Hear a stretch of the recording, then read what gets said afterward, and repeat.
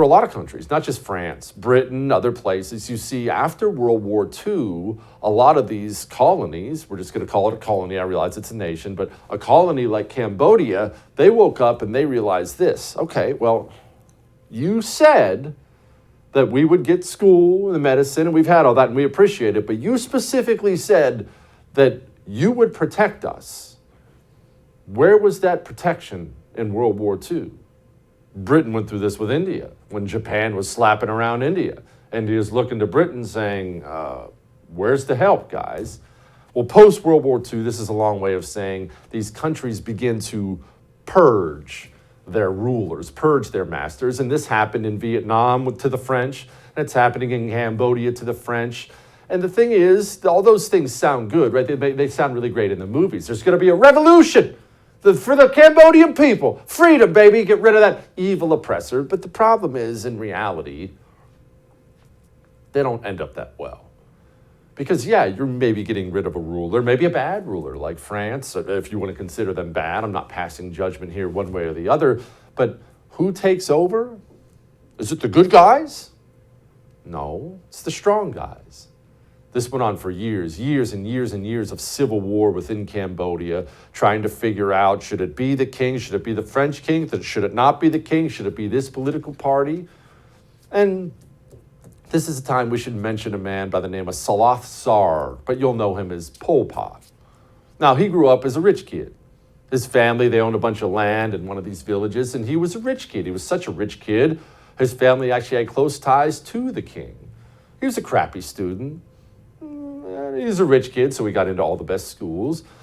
And part of being a French colony, one of those trade-offs is they'll take your high society folks like Pol Pot, and they'll educate them for you, both in your country and in France. Think of it like a foreign exchange student program type thing.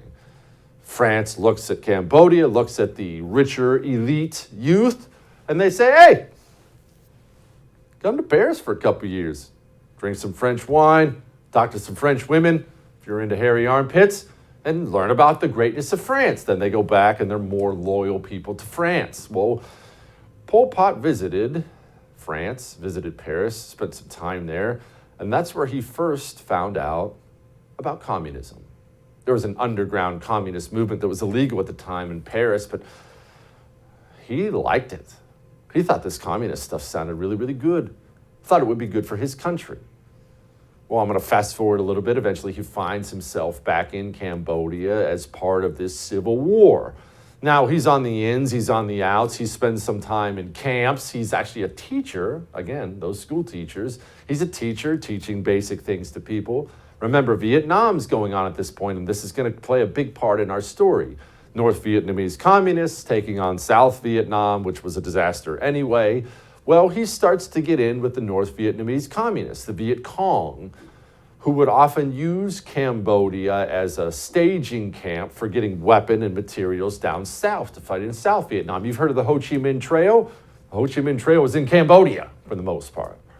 Well, during all this unrest with Cambodia, all these civil wars, America started bombing the Ho Chi Minh Trail in Vietnam and Cambodia. And the communists, of course, used this as some kind of anti-American, anti-current regime campaign in Cambodia. They said, hey, farmers, you mad about these American bombs dropping? Well, it's not our fault. It's not that we're working with the communists. They were working with the communists. It's the fault of the Americans and this dirty regime. And so the civil wars kicked off. And eventually Pol Pot, sadly for the Cambodian people, in his Khmer Rouge, that's what he called the Communist Party there. So whenever you hear the Khmer Rouge, just know that's what it is, the Communist Party. The Khmer Rouge guys with Pol Pot at the head, they won.